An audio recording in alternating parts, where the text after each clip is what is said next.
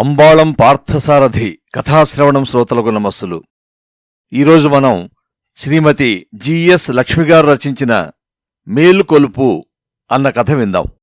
ఈ కథలో లక్ష్మిగారు ప్రకృతిని కాపాడడం ఎంత ఆవశ్యకమో అద్భుతంగా వివరించారు. మామయ్య పాత్ర ద్వారా ఈ కాలం యువతకు కనువిప్పు కలిగించారు. ఈ కథలో లక్ష్మిగారు ఎన్నెన్నో సత్యాలు చెప్పించారు. భూమిపైన ఉన్న సకల జీవకోటిలో మనుషులు కేవలం 0.01% ఉన్నారని నేనెక్కడో చదివాను. అయితే ఈ భూమికి ప్రకృతికి చేసే హాని మాత్రం అన్ని జీవరాశులతో పోలిస్తే 98% ఎక్కువట. తెలివిగల మనిషి చేసే పని ఇదేనా? అందుకని ప్రకృతిని కాపాడే విషయంలో అందరం ఆలోచిద్దాం. మరి కథలో లక్ష్మిగారు ఏం చెబుతారో తెలుసుకుందాం. మేలుకొలుపు కథ రచన శ్రీమతి జిఎస్ లక్ష్మిగారు. అంచేత నువ్వు వెంటనే వచ్చేయాలన్నమాట. అప్పటికప్పుడే పావుగంట నుంచి ఫోన్లో ఏవేవో నాకు అర్థంగాని విషయాలన్నీ మాట్లాడిన నా మేనల్లుడు రఘు చివరిగా చెప్పిన ఆ వాక్యం మాత్రం నాకు బాగా అర్థమైంది. ఎలా కుదురుతుందిరా అలా వెంటనే రమ్మంటే? ఇక్కడేమైనా ఖాళీగా కూర్చున్నాననుకుంటున్నావా? కాస్త గొంతు పెంచాను. అబ్బా మామయ్య, ఓ 4 రోజులు నువ్వక్కడ ఉండకపోతే నీ ఊరేమీ వెనకబడిపోదు. నువ్వు రాకపోతే ఇక్కడ లక్షల నష్టం రావడం మాత్రం ఖాయం. నాకేం చేయడానికి తోచలేదు. ఈ ఎండలకి భూమిలో నీళ్లు మరీ పాతాళానికి పోయాయి. అందుకోసం ఒకవైపు పెద్ద మనుషులందరినీ కలిపి ఊళ్ళో ఉన్న ముఖ్యమైన కూడాళ్లలో బోరింగులు తవ్వే ప్రణాళిక వేస్తున్నాను. దాని పక్కనే ఇంకుడు గుంతల ఏర్పాట్ల కార్యక్రమం ఒకటుంది. మరోవైపు ఈ 7 వర్షాలు చాలా కురుస్తాయని అందరూ చెప్తుండడంతో పల్లంలో ఉన్న వీధులను ఎత్తుచేసి కంకర పోయిస్తున్నాను. లేకపోతే ఒక్క వర్షం పడగానే వీధులన్నీ చెరువులైపోతాయి.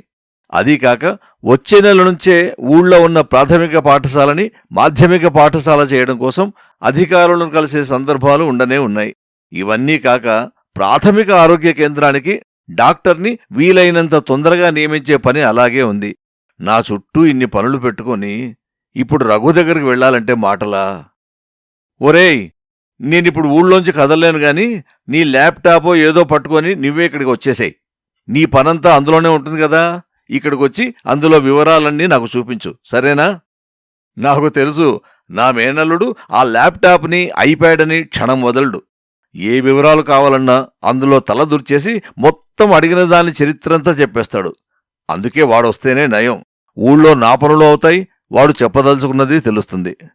అబ్బా మామయ్య, నేను చెప్పింది వినలేదా? నేనొక్కడనే కాదు, నా ఫ్రెండ్స్తో కలిసి 4 ఈ ప్రాజెక్టు ప్లాన్ చేశాం. ఇంకా వాడి మాట పూర్తవకుండానే అయితే వాళ్ళని కూడా తీసుకొచ్చేసేయి అంటూ ఇక వాడిని మాట్లాడనివ్వకుండా ఫోన్ కట్ చేసేశాను. వాడు ఇంతలా నా వెనకాల పడ్డానికి కారణం వాడి అమ్మ, మా అక్క వసుంధర. నిన్న రాత్రే అక్క నాకు ఫోన్ చేసి తన ఆతృతనంతా వెళ్లగక్కేసింది. ఈ సుపుత్రుడు నిక్షేపంలా చేస్తున్న ఉద్యోగం మానేసి ఫ్రెండ్స్తో కలిసి ఏదో బిజినెస్ చేస్తానని గొడవ పెడుతున్నాడట. అసలు అదేం బిజినెస్సో, ముందు ఎలా ఉంటుందోనని అక్కకు భయం వేసి నాకు ఫోన్ చేసింది. బావగారేమన్నారక్క అంటే, ఆయనకేం ఏమైనా అంటారు. కొడుకు మీద ఎంత ప్రేమంటే వాడు చెప్పిన మాటలు విని రోజుకో 1,00,000 సంపాదించి ఆయన ఒళ్ళో పోస్తాడన్నట్టు సంబరపడిపోతున్నారు. వాడేమంటున్నాడో నాకేవీ అర్థం కావటం లేదురా, నువ్వు కల్పించుకోకపోతే లాభం లేదు అని ఫోన్ పెట్టేసింది. అక్క అంతగా ఫోన్ చేసి అడిగాక ఇంకా కాదనగలనా? ఇంతకీ వీడు అసలు ఏం చేయాలనుకుంటున్నాడు అని నిన్నటినుంచి ఆలోచిస్తుంటే ఇలా రఘుయే ఫోన్ చేసేటప్పటికీ ఇంక తప్పదని వాణ్ణే రమ్మని చెప్పేశాను. చెప్పినట్టుగానే మర్నాడు ఉదయానికే దిగిపోయాడు రఘు 3 ఫ్రెండ్స్తో కలిసి. నాకు చాలా సంతోషంగా అనిపించింది. మా ఊళ్ళోకి ఎవరైనా కొత్త మనుషులొస్తే నాకు ఎంతో ఆనందం. ఆ మట్టివాసన, ఆ పైరగాలి, ఆ పచ్చదనం, ఆప్యాయతలు అన్నీ వారికి మరీ రుచి చూపించి నా ఊరి పేరు చెప్పగానే ఆ వచ్చిన వాళ్ల మనసులో ఆనందం గుర్తొచ్చేలా చేయాలని నా ప్రయత్నం. అందులోనూ ఇప్పుడొచ్చింది నా ముద్దుల మేనలుడు. వాళ్ళొచ్చేటప్పటికి నేను పొద్దున్నే చేయవలసిన ముఖ్యమైన పనులు ముగించుకొని కూర్చున్నాను. రఘు ఫ్రెండ్స్ ప్రదీపు, శ్రీనివాసు, చంద్రశేఖరు 3 పల్లెటూళ్లను చూడ్డం అదే మొదలనుకుంటాను. చుట్టూ కనిపిస్తున్న అందాలను కళ్ళు విప్పార్చుకొని మరీ చూస్తున్నారు. సూర్యోదయం అప్పుడే అయింది. కాని అప్పటికే పల్లె మొత్తం నిద్రలేచి పనిలో పడింది. 4 రోజులై పుట్టిన లేగదూడ అవ్వాయి తువ్వాయిగా తిరుగుతూ మధ్య మధ్యలో వాళ్ళమ్మ దగ్గరికి పరిగెడుతూ పెరడంతా గంతులేస్తుంది. ఒక్కొక్క రేకు విప్పుకుంటున్న పూపాలలు హరుణి పూజకు సిద్ధమన్నట్టు తలలూపుతున్నాయి. అప్పుడే దిగిన మామిడి పిందెలు కండపట్టడానికి గాలి మేస్తూ వేలాడుతున్నాయి. మందరంగా గాలిలో తేలివచ్చే మధురమైన సుప్రభాతం వీణుల విందుగా ఉంది. కోవెలలోని ధ్వజస్తంభాన్ని కట్టిన చిరుమువ్వల ధ్వని వీణానాదంలో తోస్తుంది. ఆ ఆహ్లాదకరమైన ప్రకృతి సౌందర్యానికి మనసు పరవశించినట్టు తనువులు మరిచి నిలబడిపోయారు వాళ్ళు నలుగురు. వాళ్లకోసమని ప్రత్యేకంగా ఏర్పాటు చేసిన కాఫీ టిఫిన్లకు సంబరపడిపోయారందరూ. కాస్తా సర్దుకోగానే పనిలోకి దిగిపోయాడు నా మేనల్లుడు రఘు. ఎంతైనా నా మేనల్లుడయ్యే, నా పోలికలు రాకుండా ఉంటాయా అని గర్వపడుతూ వాడు ఓపెన్ చేసిన ల్యాప్టాప్ విండో వైపు దృష్టి మరల్చాను. వాడు, వాడితో వచ్చిన ఫ్రెండ్సు కూడా వాళ్ల ప్రాజెక్టు నాకు అర్థమయ్యేలా చెప్పడానికి చాలా ఉత్సాహపడిపోయారు. ముందుగా రఘు ఓ వెబ్సైట్ ఓపెన్ చేసి ప్రస్తుతం ప్రపంచవ్యాప్తంగా ప్రకృతిలో పరిసరాల సమతుల్యతలో వచ్చిన తేడాలని గణాంకాలతో సహా చూపించాడు. ఓజోన్ పొర పల్చబడిపోవడం వలన ప్రకృతిలో కలుగుతున్న విష పరిణామాలను చూపించాడు. ఇలాగే జరిగితే ఇంకొన్నాళ్లకి ఋతువులలో వాటి ప్రకృతి స్వభావమైన పరిణామం కనిపించదని, పోనుపోను ప్రకృతిలో విపరీతంగా పెరిగే ఈ అసమానతల వల్ల మన చుట్టూ ఉన్న గాలి, నీరు ఎలా కలుషితమైపోతాయో చూపించాడు. వాడు చూపించిన దాన్ని చూస్తే నేననుకున్న దానికన్నా చాలా తొందరగా మనం పీల్చే గాలి, తాగే నీరు కలుషితమైపోతాయనిపించింది. నా మేనల్లుడు, వాడి ఫ్రెండ్సు లాంటి యువకులు దీనిని గుర్తించి దానిని నివారించే దిశగా వాళ్ళేదో చెయ్యాలనే ప్రణాళిక వేసుకోవాలనుకోవడం నాకు చాలా సంతోషంగా అనిపించింది. గర్వంగా రఘుని చూస్తూ, అదంతా నిజమేరా, మరి దానికి మీరేం చేయాలనుకుంటున్నారు? దీనికి మీ బిజినెస్కి ఏమిటి సంబంధం? నా సందేహం వ్యక్తపరిచాను. రఘు మరింత ఉత్సాహంతో మళ్లీ ఇంకో విండో ఓపెన్ చేసి అందులో అంకెలు చూపిస్తూ చెప్పసాగాడు. ఇదిగో చూడు మామయ్య, వచ్చే 2 సంవత్సరాలలో ఈ కాలుష్యం ఇంత ఎక్కువైపోతుంది. ఇప్పటికే మధ్యతరగతి వారు కూడా నీళ్లు శుభ్రంగా ఉండేందుకు ఫిల్టర్లు వాడడం మానేసి చాలామంది ఆక్వా లాంటివి వాడుతున్నారు. కొన్ని చోట్ల మున్సిపాలిటీ నీళ్లు లేనివాళ్లు బోరు వాటర్కి అది పనిచేయక అంతకన్నా పవర్ఫుల్ది వాడుతున్నారు. రాబోయే సంవత్సరాలలో ఇంకా ఎక్కువ కాబోయే కల్మషాన్ని దృష్టిలో ఉంచుకొని మనం అంతకన్నా పవర్ఫుల్ది అందరికన్నా ముందే మార్కెట్లోకి ప్రవేశపెట్టామనుకో, ఇక చూసుకో, మనకి ఆర్డర్లు. అలాగే గాలి కూడా. ఇప్పటికే కొన్ని సిటీస్లో ఆక్సిజన్ క్యూబికల్స్ కట్టి ఆరోగ్యవంతమైన గాలిని గంటకి ఇంత అని అమ్ముకుంటున్నారు. ఈ ట్రాఫిక్లో తిరుగుతూ వాహన కాలుష్యం పాల్పడిన వారందరూ వచ్చే రోజుల్లో ఈ ఆక్సిజన్ కొనుక్కోవడం ఎక్కువవుతుంది. ప్రాణం ముఖ్యం కదా. అందుకని మనం ప్రతి సిటీలోనూ ఈ ఆక్సిజన్ క్యూబికల్స్ ఏర్పాటు చేస్తే ఇంక మనకు రూపాయల పంటే అనుకో. పరవశంగా చెప్పుకుపోతున్న రఘుని నేను దిగ్భ్రాంతితో చూశాను. ఏమిటి వీడు ఆలోచిస్తున్నది? ఎలకలని పోగొట్టడానికి ఇంటికి నిప్పు పెట్టుకుంటామా? అసలే కలుషితమైపోతున్న గాలి, నీరులోంచి శుభ్రమైనవన్నీ లాగేసి అమ్మేసుకొని సొమ్ము చేసుకొని తర్వాత వీళ్ళు ఏ గాలి పీల్చి బతుకుతారు? నేను శ్రద్ధగా వింటున్నాననుకున్న రఘు నాకు ఇంకా విడమర్చి చెప్పడం కోసం ల్యాప్టాప్లో ఇంకో సైటు ఓపెన్ చేశాడు. ఇదిగో, ఇది చూశావా మామయ్య? ఈ కంపెనీ ఆన్లైన్లో స్వచ్ఛమైన ఆక్సిజన్ బాటిల్స్ని అమ్ముతుంది. వాళ్లే చెప్తున్నారు, రాకీ మౌంటైన్స్లో గంటల తరబడి కష్టపడి పట్టిన స్వచ్ఛమైన గాలిని ల్యాబులో ఒక్కొక్క బాటిల్లోనూ నింపి ఈ బే అనే వెబ్సైట్లో అమ్మకానికి పెట్టారట. మొదటి బాటిల్ అమ్మడవడానికి నెల్లాళ్లు తీసుకుందట. అది కూడా కేవలం 99 సెంట్లకే. కానీ రెండో బాటిల్ మటుకు $168 అమ్ముడయిందట. గత 3 నెలల్లో ఆ కంపెనీ వాళ్ళు 900 ప్రాణశక్తి ఉన్న, అంటే ఆక్సిజన్ ఉన్న బాటిల్స్ అమ్మారట. ముందు ఈ అమ్మకాలు ఎక్కువవుతాయని అంటున్నారు. మామయ్య, నీకు తెలుసు, బిజినెస్ చేసేవాడు కస్టమర్కి కావాల్సింది అందిస్తే ఆ బిజినెస్ 3 పువ్వులు 6 కాయలు అవుతుందని. ఇలా చెప్తున్న రఘు మాటల్ని నేను స్థాణువునై వింటున్నాను. రాయిలా మారిన నన్ను చూసి రఘు ఫ్రెండు శ్రీనివాసు చొరవ తీసుకొని ఇంకా ఇలా చెప్పాడు. మామయ్య గారు, గాలిని పట్టి అమ్మడం ఏంటంటూ వినడానికి మీకు ఇది కొత్తగా అనిపించవచ్చు.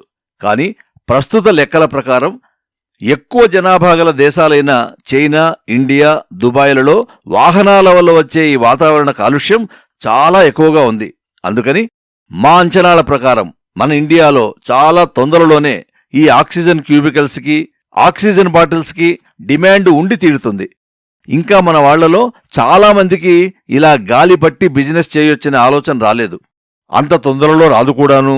అందుకే మనదే మొదటి కంపెనీ అయి బోల్డ్ లాభాలు చేసుకునే ఛాన్సెస్ చాలా ఉన్నాయి. చాలా బాగా చెప్పాడన్నట్లు అందరూ శ్రీనివాసుని అభినందనపూర్వకంగా చూశారు. ప్రదీప్ మరింత చొరవ చేసుకుని నా పక్కకు వచ్చి కూర్చున్నాడు. అంకుల్, మీకు తెలియనిదేముంది, బిజినెస్ అంతా డిమాండ్ అండ్ సప్లై మీద ఆధారపడి ఉంటుంది కదా. పోను పోను గాలి నీరు ఎంత అపురూపమైపోతాయో తెలుస్తుంది కదా. అదే మన బిజినెస్కి పెట్టుబడి. నా మనసులో సుళ్ళు తిరుగుతున్న ఆలోచనలకి అర్థం తెలియటం లేదు. పుట్టిన ప్రతి జీవికి సహజంగా అందాల్సిన గాలి నీరు వీళ్లకి వ్యాపార వస్తువులయ్యాయా? అయ్యో, సహజ వనరులన్నీ తగ్గిపోతున్నాయే అని బాధపడ్డం మానేసి శవం మీద డబ్బులు ఏరుకుంటున్నట్లు ఆ తగ్గిపోయిన వాటి మీద వ్యాపారం చేస్తారా? మార్కెట్లో ఉన్న వస్తువులను దాచేసి బ్లాక్ మార్కెట్లో అమ్ముకునే వాడికి వీళ్లకి అసలు ఏమైనా తేడా ఉందా?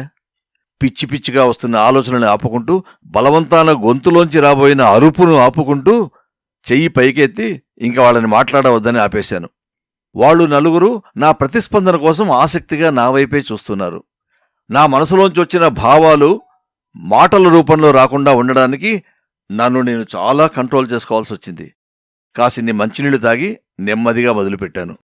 రఘు, మీరు అనుకుంటున్నట్టు మనిషికి ముఖ్యంగా కావాల్సింది గాలి నీరే. మీరన్నట్టు ప్రస్తుతం కలుషితమైపోతున్నవి కూడా అవి రెండే. కాని మీలాంటి వాళ్లు అలాంటి కాలుష్యం జరగకుండా ఎలాంటి చర్యలు తీసుకోవాలో ఆలోచిస్తే బాగుంటుంది. కాని ఇలా ఆలోచించడం ఏమీ బాగోలేదురా. నా మాటలకి చంద్రశేఖర్ అడ్డొచ్చాడు. అంకుల్, ఈ జనాలకి అలా ఎంత చెప్పినా అర్థం కాదు. మీకు తెలీదా, మన దేశంలో అవసరమైనన్ని టాయిలెట్స్ లేవుగాని అవసరానికి మించిన మొబైల్ ఫోన్లున్నాయి. ప్రతివాడి దగ్గర దోచుకోవాలనుకునే ఈ మనుషుల గురించి మేము ఆలోచించడం ఎందుకు? వాళ్ల బలహీనతని క్యాష్ చేసుకుని 4 డబ్బులు సంపాదించుకుంటే తప్పేమిటి? నేనింక ఆవేశం ఆపుకోలేకపోయాను. తప్పేమిటా? రేపొద్దున్న ఈ మనుషుల మధ్య నువ్వు జీవించాలి కాబట్టి. ఇప్పుడు 100కి కొన్న ఆక్సిజన్ బాటిల్ని నువ్వు 2 ఏళ్ల తర్వాత 1000కి కొనుక్కొని అది పెట్టుకుని నీ రూంలోనే కూర్చోవలసి వస్తుంది కాబట్టి. నీ పిల్లలకి పుట్టినప్పటినుంచే ఆక్సిజన్ పెట్టే అవసరం వస్తుంది కాబట్టి.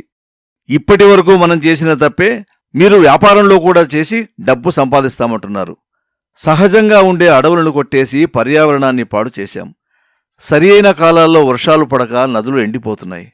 ప్రకృతిలో సమతుల్యత దెబ్బతినడం వల్ల అకాల వర్షాలు, సునామీలు మనల్ని ముంచేస్తున్నాయి.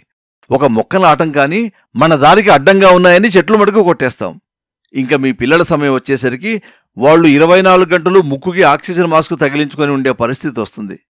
తాగడానికి నీటి చుక్క కోసం 1000 రూపాయలు ఖర్చు పెట్టవలసి వస్తుంది. పుడుతూనే పేరు తెలియని రోగాలతో ఈ భూమి మీద పుట్టినప్పటినుంచి మందుల మీదే బతకవలసి వస్తుంది. ఇప్పటికే నేను నాది అంటూ పెరిగిపోయిన స్వార్థం అప్పుడు ఇంకా వెర్రితలలు వేసి ఎదుటి మనిషిని చంపినా తప్పులేదన్న భావన వస్తుంది. ప్రేమ, స్నేహం, అభిమానాలు, ఆప్యాయతలు, వీటిని పంచుకోవడాలు, ఆనందపడాలు వంటివన్నీ కేవలం పదాలలోనే ఉంటాయి. కుళ్ళు, కల్మషం, విధ్వంసం మాత్రమే రాజ్యమేళ్తాయి. ఇంకా ఆవేశంగా చెప్పుకుపోతున్న నా గొంతులో దుఃఖం తన్నుకొచ్చి మాట రావడం ఆగిపోయింది. నేను అంత ఆవేశంగా మాట్లాడడం చూసిన వాళ్ళు నలుగురు మాట రాక స్థాణువులైపోయారు. భవిష్యత్తు ఎలా ఉంటుందో అంత పచ్చిగా చెప్పిన నన్ను ఆశ్చర్యంతో చూస్తుండిపోయారు. నన్ను నేను కాస్త అదుపు చేసుకున్నాను. రఘువైపు చూస్తూ, ఒరే రఘు, మనం ఉండేది 3 నాళ్లేరా. ఈ 3 నాళ్లలో డబ్బు సంపాదించుకోవడం తప్పులేదు కాని అది ఎదుటివాడి బలహీనత మీద సంపాదించడం చాలా తప్పురా. ఏదైనా పడగొట్టడం సులభం, కాని నిర్మించడం చాలా కష్టం. ఇప్పటికే ప్రకృతిలో సమతుల్యత పోయింది. ఇప్పుడైనా మీలాంటి యువకులు జాగ్రత్త పడకపోతే ఇందాక నేనన్నట్లు మీ పిల్లలు రోజంతా ఆక్సిజన్ మాస్క్ పెట్టుకొని తిరిగే పరిస్థితి వస్తుంది. కాస్త ఆలోచించండి. ఉన్న ఆక్సిజన్ని బాటిల్స్లో పట్టి అమ్ముకునే ఆలోచన కన్నా 4 చెట్లు పెంచి ఆక్సిజన్ పెంచే ఆలోచన చేయండి. కలుషితమవుతున్న నీటిని అలా అవకుండా నిరోధించే మార్గం చూడండి. ఏడాదిలో వాడు లక్షలు సంపాదించాడు, కొన్ని నెలల్లో నేను కోట్లు సంపాదిస్తాను అనే ఆలోచన రానివ్వకండి. ఎన్ని కోట్లైనా ఒక్క ఆక్సిజన్ బాటిల్ కొనడానికే కదా. దానిని పెంచేది ఎలాగో ఆలోచించండి. మీరంతా యువకులు, చదువుకున్నవాళ్లు, సాంకేతికత గురించి బాగా తెలిసినవాళ్లు. మీలాంటి వాళ్లు ఇలాంటి చర్యలు చేపడితే మీ పిల్లల భవిష్యత్తు బాగుంటుంది. ఒక్కసారి ఆలోచించండి.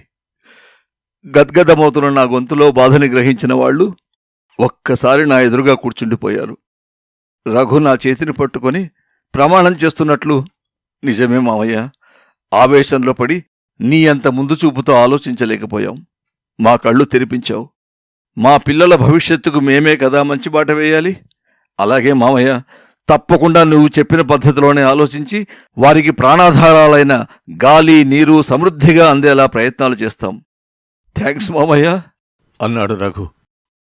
రఘు పట్టుకున్న చేతి మీద మిగిలిన ముగ్గురు కూడా చేతులు వేసి అన్నీ కలిపి గట్టిగా పిడికిలి బిగించారు. శ్రీమతి లక్ష్మిగారు రచించిన మేలుకొల్పు కథ విన్నారు కదా. ఆమె చెప్పినట్లు ఈ ప్రకృతి అనేది మన చుట్టూ ఉన్న అందమైన వాతావరణం. ఇది జీవరాశికి తల్లి, మనల్ని పోషిస్తుంది. మన మనుగడ కోసం అన్ని అవసరాలను అందిస్తుంది. మనం తినే ఆహారం, పీల్చే గాలి, ధరించే బట్టలు, నివసించే ఇల్లు అన్నీ ప్రకృతి బహుమతే. ఈ ప్రకృతికి మనం కృతజ్ఞతతో ఉందాం, అనుక్షణం కాపాడుకుందాం. ఈ కథను విన్న శ్రోతలకు ధన్యవాదములతో నమస్సులు. పఠనం మీ అంబాళం పార్థసారథి.